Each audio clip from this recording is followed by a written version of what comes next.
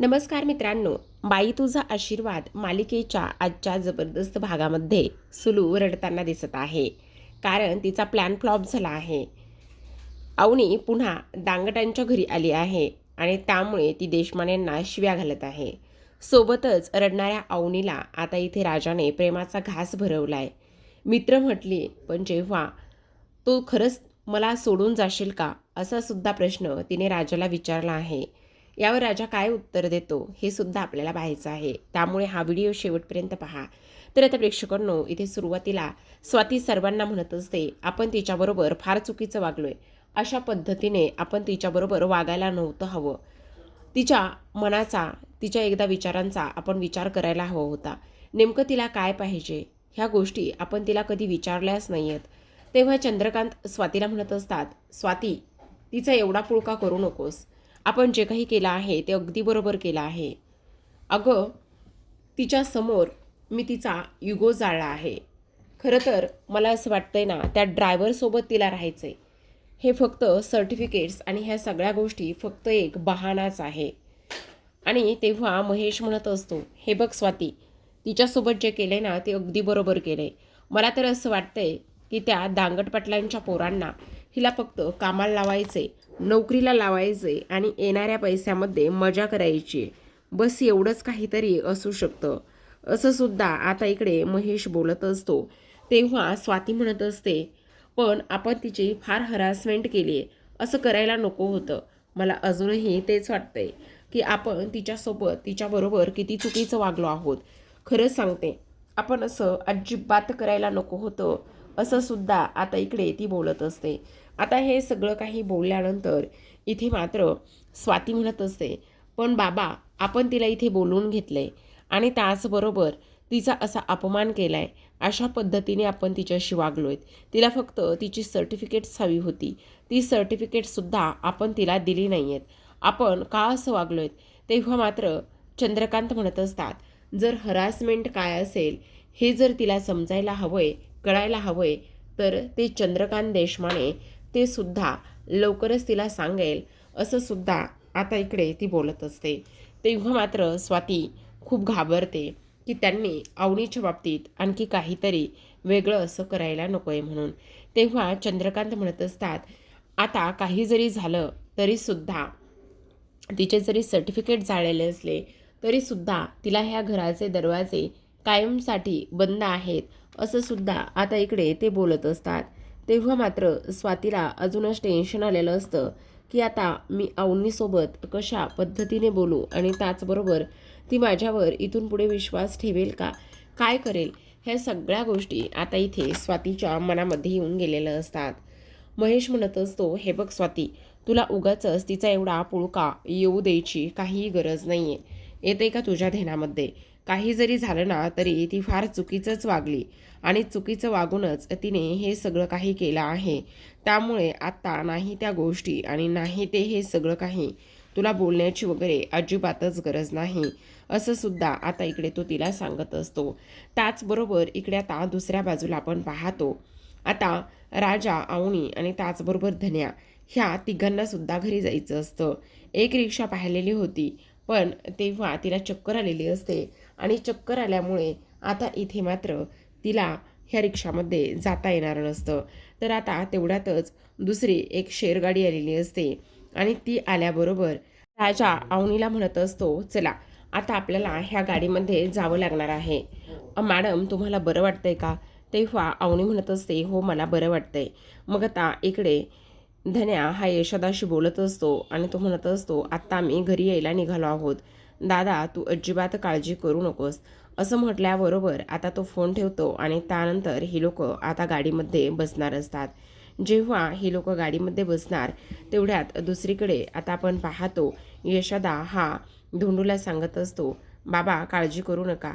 आता राजा आणि त्याचसोबत अवनी हे दोघेही जण आता घराकडे यायला निघाले आहेत, असं इकडे तो सांगत असतो. आता हे सर्व काही सांगितल्यानंतर लगेचच इथे धोंडू म्हणत असतो, मी तुला म्हटलं होतं ना की माझी सुनबाई या घरी नक्कीच येणार म्हणून. तेच मी तुला सांगत होतो की माझी सुनबाई नक्कीच घरी येणार म्हणून. आणि तेव्हा ते म्हणत असतात, हो, कारण तुमचा विश्वास अगदी बरोबर आहे की आता अवनी ही घरी येते. पण अण्णा तुम्ही असं अजिबातच पिऊ वगैरे नका नंतर. तेव्हा अण्णा म्हणत असतात, नाही गं, नाही रे बाळा, मी अजिबात पिणार वगैरे कसलंच नाही. असं म्हटल्याबरोबर आता इथे मात्र त्यांची जेवणाची वेळ झालेली असते, पण जेवत मात्र अजिबातच नसतात. दुसरीकडे सुलूने मात्र तिच्या नवऱ्याला कॉल केलेला असतो, कारण आज वटपौर्णिमा असते म्हणून. आणि वटपौर्णिमेला कॉल केल्यानंतर आता इकडे ती म्हणत असते, काय हो, काय करताय तुम्ही? आणि हे बघा, रोजच्या रोज पैसे पाठवत जा ना. अगं सुले, ऐक ना, मी काय म्हणतोय ते. हे बघ, तुला सांगू का, मला ना इकडे नाही गं राहवत. मला तिकडे फार येण्याची इच्छा आहे. मी इकडे खूप दिवस नाही राहू शकत. अगं मग येऊ दे ना मला तिकडे. अहो असं काय करताय? आपल्याला आपल्या पोरीचं लग्न लावायचं आहे आणि आपल्याला आपल्या पोरीचं लग्नासाठी पैसे जमा करायचे नाही आहे का? आणि म्हणून आपण हे सगळं काही करतोय ना. आणि हे सगळं त्याच्यासाठीच तर करतोय आपण. त्यामुळे उगाचच तुम्ही नाही नाही त्या गोष्टी आणि नाही नाही ते विचार मनामध्ये आणायचे नाही. समजलं का तुम्हाला? काही जरी झालं ना तरीसुद्धा एक गोष्ट ध्यानात ठेवायची की इकडे भरपूर पैसे कमवायचेत आणि भरपूर असे पैसे कमवल्यानंतर आपल्याला आपल्या पोरीचं लग्न जे आहे ना ते मोठ्या घरी लावून द्यायचं आहे की नाही. आणि म्हणूनच इथे आपण हे सगळं काही अशा पद्धतीने करतोय की नाही. असं बोलल्याबरोबर आता लगेचच इकडे ते म्हणत असतात, अगं पण इकडे अहो असं काय करताय? मी तुम्हाला 7 जन्मासाठी मागितले आणि 7 जन्मासाठी मागितल्यानंतर तुम्ही अशा पद्धतीने वागणार आहात का? तेव्हा मात्र ते म्हणत असतात, अगं सुले, पण नको नको झाले गं मला इकडे. काय तुम्हाला नको नको? मी नको नको झाले? अगं तू नको नको नाही गं झालं. मला इकडे आता नाही थांबावंसं वाटत. मला असं वाटतंय की तिकडे यावं, तुमच्या सर्वांसोबत राहावं. माझं इकडे अजिबात मन लागत नाही. असं सुद्धा ते बोलत असतात. तेवढ्यातच आता इथे नमिता आलेली असते आणि नमिता आल्याबरोबर ती म्हणत असते, आता मी सर्वांसाठी खिचडी बनवली आहे. तेव्हा लगेच आता इथे ती म्हणत असते, काय सर्वांसाठी खिचडी बनवली आहे? आणि मला एक गोष्ट समजत नाही, त्या मामासाठी काय बनवलंयस? ए बाई, मी काही वेगळं वेगळं करणार नाही आहे. त्याला म्हणावं, खा आता खिचडीच बनवली आहे तर. आणि तेव्हा ती म्हणत असते, आणि तुझं? तेव्हा ती म्हणत असते, तू माझं म्हणजे काय? मी सुद्धा उपवास केला आहे. आणि तेव्हा ती म्हणत असते, ए हे बघ नमे, मी तुला अजून एक सांगते, त्या यशाबरोबर मी तुझं लगीन लावून देणार नाही हां. तेव्हा ती म्हणत असते, का का नाही लावून देणार? आणि थांब, आत्ताच्या आत्ता तुला मी बिस्किट खाऊ घालते. तेव्हा ती म्हणत असते, बिस्किट खाऊ घालायला मी तुला इथे सापडली तर पाहिजे. तुला माझ्या मागे मागे पळावं लागेल. आणि लगीन तर मी इथे यशाबरोबरच करणार आहे. असं म्हणून नमिता आता तिथून बाहेर निघून जाते. बाहेर निघून जात असताना यशा हा आता कामाला निघालेला असतो. तेवढ्यातच नमिता त्याला भेटते आणि म्हणत असते, काय झालं, तू कामाला चालला आहेस का? तेव्हा तो म्हणत असतो, हो, मी आत्ता कामाला चाललो आहे. पण का, काय झालं गं? काही नाही, आज वटपौर्णिमा आहे आणि आज वटपौर्णिमा असल्याकारणाने मी ना इथे तुझ्यासाठी उपवास धरला आहे. अगं वेडी आहेस का? लग्न झालेल्या बायका उपवास धरतात आणि तू आत्ता असा उपवास धरला आहेस? मग त्यात काय एवढं? मी तर तुला नवरा मानते ना, आणि त्यामुळे मी इथे हा उपवास धरला आहे. काही जरी झालं ना तरीसुद्धा हे बघ, असलं काहीही करू नकोस. तुला माहिती ना, ह्या सगळ्या जर गोष्टी इथे आत्ताला समजल्या तर ती तुझं काय करेल? समजू दे रे, त्याने मला काही फरक पडत नाही. दुसरीकडे आपण पाहतो, पाण्या हा गॅरेजवर असतो आणि गॅरेजवर असल्याने आता इकडे पायल आलेली असते. जेव्हा पायल तिथे येते त्यावेळेला मात्र इकडे ती आज खूप जास्त थकलेली असते, गळून गेलेली असते. तेवढ्यातच संभ्या म्हणत असतो, बापरे, आज काय झालं आहे गाडीचं? तेव्हा ती म्हणत असते, आज गाडीचं नाही, गाडीच्या मालकिनीचं काहीतरी झालं आहे. काय काय झालं आहे काय? अरे आज ना वटपौर्णिमा आहे. वटपौर्णिमा आहे मग? हां, वटपौर्णिमा असल्याकारणाने ना मी आज इथे उपवास धरला आहे. असं इकडे ती बोलत असते. आणि तो उपवास कोणासाठी धरला आहे? तेवढ्यातच ती म्हणत असते, अरे कोणासाठी धरला आहे काय म्हणतोयस? अरे तो उपवास मी इथे माझ्या पानूसाठी धरला आहे. दुसरीकडे आपण पाहतो, आता यशाने स्पष्टपणे नमीला सांगितलेलं असतं, हे बघ नमे, असलं काहीही करू नको आणि ह्या सगळ्या गोष्टी करण्यासाठी आत्तेची परवानगी नाही आहे, तर मग तू अजिबात हे सगळं करू नकोस. तेव्हा ती म्हणत असते, ए तू गप्प बस, मी इथे उपवास केला आहे ना, तर मग मी करणारच आहे आणि त्याचबरोबर मी इथे कोणालाही कसलंही घाबरत नाही. समजलं तुला? दुसरीकडे आपण पाहतो, आता इकडे लगेचच पाण्या मुद्दामच फोन चालू करतो आणि फोन चालू करून मुद्दाम बोलत असतो, काय काय सांगतेस काय? तू माझ्यासाठी निर्जली उपवास धरला आहेस? आणि तुला माझ्याकडूनच माझ्या हातूनच हा उपवास सोडायचा आहे, असं करायचं आहे का तुला, असं सुद्धा आता इकडे ती बोलत असते. आणि तेव्हा मात्र इथे ह्या नमिताला फारच राग आलेला असतो. नमिता विचार करत असते की हे सगळं काय आहे, आणि त्याचबरोबर इथे मी ह्याच्यासाठी उपवास धरला आहे, आणि मी ह्याच्यासाठी उपवास धरला आहे तर इकडे मात्र हा दुसऱ्या पोरीबरोबर फोनवरती बोलतोय आणि तिला सांगतोय की इथे तुला माझ्या हातूनच उपवास सोडायचा आहे का, म्हणून हा असा कसा वागू शकतो, तेच मला काही कळत नाही, असं सुद्धा आता इकडे ती बोलत असते. आता हे सगळं काही बोलल्यानंतर इथे मात्र तिची फार जास्त चिडचिड होत असते. आणि चिडचिड होत असताना इकडे आता ती विचार करत असते की काही नाही होणार आहे तुझं, तुला तर मी नंतर बघूनच घेईल. आणि तेव्हा इकडे आता संभ्याला प्रश्न पडलेला असतो, हा नेमका असा का वागतोय, आणि त्याचबरोबर ह्याने आता कुणाला फोन नाही लावला आणि मुद्दामच फक्त फोनवर बोलण्याची नाटक करतोय, ॲक्टिंग करत आहे, याचं तर काय करावं ते कळतच नाही आहे. मग आता इथे नमिता म्हणत असते, अरे डोक्यावर पडलायस का, तुला जरा तरी अक्कल आहे का, इथे मी तुझ्यासाठी उपवास धरला आहे आणि तुझ्यासाठी उपवास मी धरला आहे, तर तू अशा पद्धतीने कसा काय वागू शकतोस, तेच मला काही कळत नाही आहे तुझं. त्यानंतर मात्र इथे ती आता गाडी काढते आणि लगेचच निघून जाण्याचं काम करत असते. जाता जाता मात्र इकडे आता ती ह्या पाण्याला चांगलाच धडा शिकवते आणि म्हणत असते, आज फक्त वटपौर्णिमा आहे आणि जर आज वटपौर्णिमा नसती तर आज मात्र तुझं काही खरं नव्हतं, ही जी गाडी आहे ना ती सरळ सरळ तुझ्या अंगावरच घातली असती, असं म्हणून आता फायनली ती तिथून निघून जाते. आता ती तिथून निघून गेल्यानंतर इकडे दुसऱ्या बाजूला अवनी आणि त्याचबरोबर राजा हे आता दोघेजण घराकडे निघालेले असतात. तेवढ्यातच तो ड्रायव्हर गाडी एका ठिकाणी थांबवतो.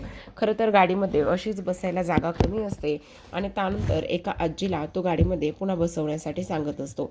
अवनी म्हणत असते, ठीक आहे, तुम्ही एक काम करा, तुम्ही ह्यांना बसवा गाडीमध्ये, आम्ही खाली उतरतो. तेव्हा ड्रायव्हर म्हणत असतो, अहो मॅडम वेड्या आहात का, असं कसं चालणार आहे, हे बघा एक काम करा, आता गाडीसुद्धा लवकर येणार नाही, अगदी 5 मिनिटातच आपण पोहोचू, थोडंसं ॲडजस्ट करा आणि हे आजीला पण बसवा. तेव्हा आता इकडे राजा म्हणत असतो, कसं बसवायचं आहे.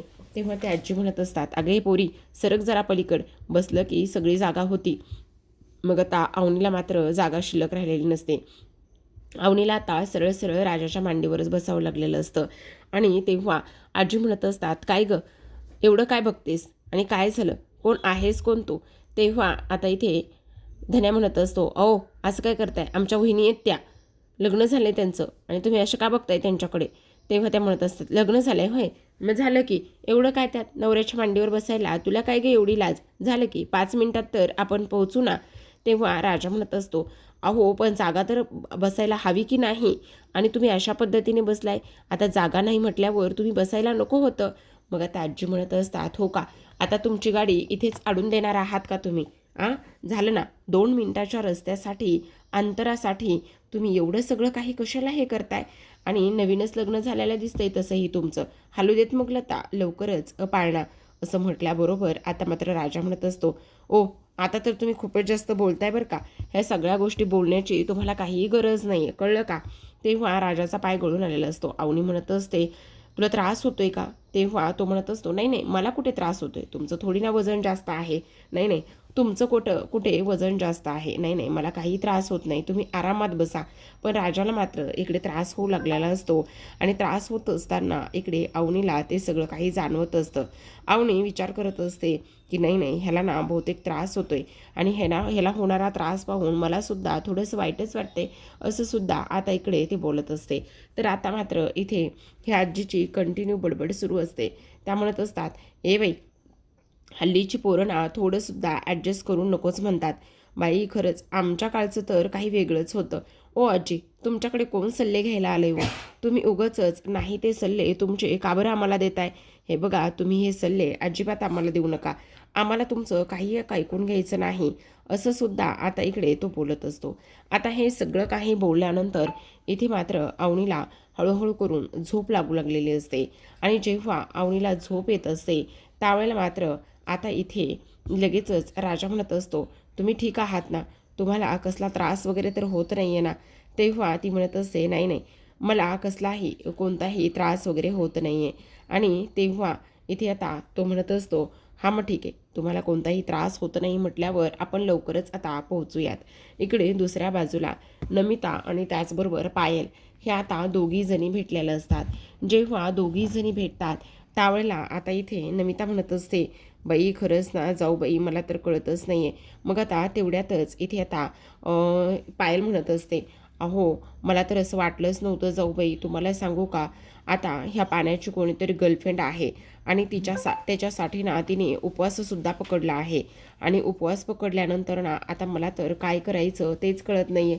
काय करू मी, मला ते सुद्धा समजत नाही आहे. असं बोलल्याबरोबर लगेचच आता इकडे ही म्हणत असते, खरं सांगायला गेलं ना तर एक सगळ्यात महत्त्वाची गोष्ट आहे आणि ती म्हणजे की मी ईशासाठी लाख उपवास धरेल आणि ईशासाठी उपवास धरलाय मी खरा, पण तरीसुद्धा इथे माझ्या आईचं काय करायचं ना मला तेच कळत नाही. काय करू मी माझ्या आईचं, असं सुद्धा इकडे आता ती बोलत असते. आता हे सर्व काही बोलल्यानंतर आपण पाहतो इकडे जाऊबाई तुम्ही नका हो काळजी करू, तुम्हाला काळजी वगैरे करण्याची काही गरज नाही, असं सुद्धा आता इकडे ती बोलत असते. आता हे सर्व काही बोलल्यानंतर लगेचच आपण पाहतो की आता ह्या दोघी जणी एकमेकींना समजावून सांगण्याचा पूर्ण प्रयत्न करत असतात आणि समजावून सांगण्याचा पूर्ण प्रयत्न केल्यानंतर नमिता म्हणत असते, मी तर उपवास पकडलाय आणि तुम्ही सुद्धा इथे हार मानायची नाही. पण आता ती म्हणत असते, नाही जाऊबाई आता खरं सांगू का, काहीतरी इथे करून दाखवण्याची वेळ आलेली आहे. काहीतरी करून दाखवलं ना तरच मग सगळं व्यवस्थित होणार आहे, असं सुद्धा इथे आता ती बोलत असते. आता दोघी जणी निघणार पण तेवढ्यातच पुन्हा एकदा पायल नमिताला म्हणत असते, पण जाऊबाई खरं सांगू का, काय करायचं काय नाही तेच काही केल्या कळत नाही आहे. माझ्याकडे तर कोणतीही आयडिया नाही आहे. मग आता नमिता म्हणत असते, हो का, कोणतीच आयडिया नाही आहे का तुमच्याकडे, काय बोलायचं तुम्हाला, मला तेच काही कळत नाही आहे. तुमच्याकडे आयडिया नाही, मला वाटलं तुमच्याकडे तर चांगलीच आयडिया असेल, पण तुमच्याकडे मात्र कोणतीच आयडिया नाही. असं बोलल्याबरोबर आता इकडे लगेचच पायल रडायला लागलेली असते. ती म्हणत असते, एवढा उपवास तपास केलाय, एवढं उपवास तपास करून सुद्धा शेवटी काहीही झालेलं नाही आहे. काय करायचं मला तेच काही कळत नाही, असं सुद्धा ती बोलत असते. दुसरीकडे आपण पाहतो धोंडू अण्णा मात्र आता इकडे त्यांच्या सुनेची वाट बघत असतात आणि तेव्हा इकडे आता पाण्या म्हणत असतो, अण्णा आज तर तुमची वेळसुद्धा होऊन गेली, तरीसुद्धा तुम्ही मात्र इथे अजून कशाला सुद्धा हात लावला नाही. आणि तेव्हा ते म्हणत असतात, जोपर्यंत माझी सून घरला येत नाही तोपर्यंत मी काहीही घेणार नाही. माझी सून एकदा घरला आली की मग मी सगळं काही घेईल, असं इकडे ते बोलत असतात. तेवढ्यातच समोरून आता इकडे अवनी आणि त्याचबरोबर राजा आणि पाण्या दुसरी धन्या हे तिघेही जण येताना दिसत असतात. आता हे तिघेही जण आल्याबरोबर इथे मात्र तो म्हणत असतो, बघितलं वहिनी आणि दादा आलेले आहेत. मग आता इथे हे अण्णा त्याच्याकडे पाहतात आणि म्हणत असतात, दादा दादा म्हणतोयस, हो म्हणजे कसं आहे ना, वहिनी आहे म्हटल्यावर रिस्पेक्ट द्यायला पाहिजे ना भावाला, असं म्हणत असतो. आणि तेव्हा अण्णा आता कालवा करायला सुरुवात करतात, कारण त्यांची सून परत आली आहे ही गोष्ट मात्र त्यांना सुलूला दाखवून द्यायची असते आणि त्यामुळे ते गोंधळ घालायला सुरुवात करत असतात, आरडाओरडा करतात. आता तिथे एक छोटासा दगड असतो, तो दगड मात्र इथे तो सुलूच्या दारामध्ये धोंडू जोरातच मारतो आणि तेव्हा दत्तू आणि सुलू हे दोघेही जण बाहेर येतात. बाहेर आल्याबरोबर ते म्हणत असतात, कोण आहे कोण तिकडे, कोणाची हिंमत झाली इकडे दगड मारण्याची, कोण आहे कोण तिकडे, असं म्हटल्याबरोबर धोंडू आता नाचायला सुरुवात करत असतात आणि म्हणत असतात, अरे ऐका जरा ऐका, माझी इथे सून परत आली आहे, माझी सून परत आली आणि त्यानंतर मात्र आता ती पुन्हा कधीही परत जाणार नाही, असं सुद्धा आता इकडे ते बोलत असतात. तेव्हा मात्र इथे यशोदाला सुद्धा प्रचंड आनंद झालेला असतो की त्यांची सून जी आहे ती परत आली आहे. सुरू जेव्हा बाहेर येते तेव्हा मात्र सुरूला हे सगळं काही पाहिल्यानंतर प्रचंड धक्का बसत असतो. आता ती विचार करत असते की हे सगळं काही काय आहे आणि त्याचबरोबर ही पोरगी परत का बरं आली, असा सुद्धा आता इकडे सुलू विचार करत असते. आणि ह्या गोष्टीचा विचार केल्यानंतर आता ती लगेचच म्हणत असते, ही पोरगी परत कशी काय आली. मग आता धोंडू म्हणत असतो, बघितलं का, एक कावळीन माझी सून परत आली, आता ती पुन्हा कुठे बी जाणार नाही, कळलं आली की नाही, सूनबाई परत आली की नाही, असं इकडे ते बोलत असतात.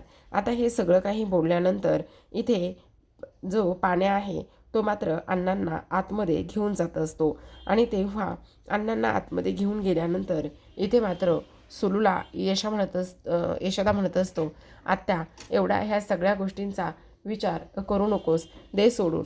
पण मग आता इथे सुलू रडायला लागते आणि म्हणत असते, अरे दत्त्या, हे सगळं कसं शक्य झालं आहे तेच मला कळत नाही. नेमक्या ह्या सगळ्या गोष्टी का आणि कशामुळे शक्य झाल्यात ते सुद्धा मला कळत नाही आहे. अरे त्या चंद्रकांत देशमानेने त्याच्या ह्या पोरीला परत कसं काय पाठवलं ते सुद्धा मला इथे कळत नाही आहे. हे सगळं अशा पद्धतीने व्हायला नको होतं असं सुद्धा आता इकडे ती बोलत असते. आणि हे सगळं काही बोलल्यानंतर आता मात्र ती रडायला लागते आणि म्हणत असते, एकदा का त्या पोरीचे ह्या घरामध्ये पाय रोवायला लागले की इकडे त्या धोंडूच्या सगळा काही त्याच्या घराचं इकडे आशीर्वाद होईल आणि त्याचबरोबर त्या घराला बाईचा आशीर्वाद लाभेल. मग ती पोरगी ते घर सोडून कुठे बी जाणार नाही असं सुद्धा आता इकडे सुलू बोलत असते आणि रडायला सुरुवात करत असते. आणि रडत असताना आता इथे दत्तू म्हणत असतो, अगं सुले, तूच जर असं करायला लागलीस तर कसं जमेल. मग तेव्हा आता इकडे ती म्हणत असते, का नको करू, का नको करू, हे सगळं व्हायलाच पाहिजे ना. कारण सगळ्यात महत्त्वाची गोष्ट इथे हे सगळं काही होत असताना आता काय करायचं ना तेच मला काही केल्या कळत नाही. आता ती रडत असताना दत्तूला सुद्धा थोडंसं टेन्शनच आलेलं असतं. आणि त्यावेळेला आता इकडे ती म्हणत असते, बघितलं का, बाईचा आशीर्वाद आता लाभला आहे. मग आता काय करायचं तेच काही केल्या कळत नाही. तर आता प्रेक्षकांनो, आजच्या भागामध्ये एवढंच. उद्याचा भाग पाहायचा असेल तर नक्की चॅनलला सबस्क्राईब करा. कारण उद्याच्या भागामध्ये आपल्याला असं पाहायला मिळतंय की अवनी स्वातीला फोन करून रडत असते आणि ती म्हणत असते, मी ज्यांना आपलं मानलं ते माझी माणसं माझे नाहीतच, पण ज्यांना मी आपलं मानत नाही, जे परके आहेत ते माझ्यासाठी काहीही करायला तयार आहेत, असं अवनी आता इकडे बोलू लागलेली असते. आणि हे बोलत असताना स्वाती तिला समजावते आणि म्हणत असते, अवनी प्लीज तू रडू नकोस ना, सगळं काही व्यवस्थित होईल. तेव्हा अवनी म्हणत असते, कसं व्यवस्थित होणार आहे, काय होणार आहे सांग ना मला, मी काय करू तेच मला काही केल्या समजत नाही आहे. तेवढ्यातच राजा तिथे आलेला असतो आणि राजा आल्याबरोबर तो अवनीला म्हणत असतो, हे घे, मी जेवायला आणलं आहे आणि 2 घास खाऊन घे. पण अवनी म्हणत असते, नाही नको. पण मग राजा मात्र तिला प्रेमाने 2 घास भरवत असतो आणि तेव्हा अवनी मात्र आता खातच असते आणि राजाने भरवल्यामुळे तिला मात्र प्रचंड आनंद झालेला असतो. तेव्हा ती म्हणत असते, तू सुद्धा मला सोडून जाशील का. तेव्हा राजा मात्र म्हणत असतो, मी का तुम्हाला सोडून जाईन. खरंच आता प्रेक्षकांनो, ह्या दोघांचं नातं हळूहळू रुळावर येऊ लागलेलं आहे. तर पाहत राहा बाई तुझा आशीर्वाद.